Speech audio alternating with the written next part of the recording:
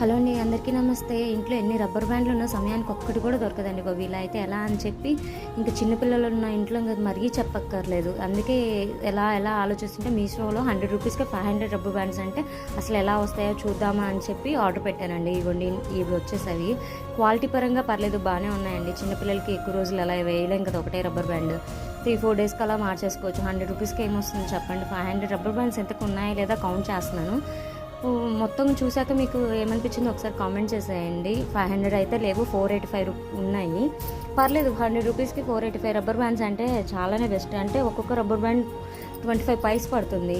చిన్నపిల్లలకి ఎన్నున్నా సరిపోవు కదా, ఎన్నో కొంటూనే ఉంటాయి. ఇది కూడా ఒక్కసారి ఇన్వెస్ట్మెంట్ అండి, 1 ఇయర్ పాటు ఉపయోగపడిపోతూ ఉంటాయి.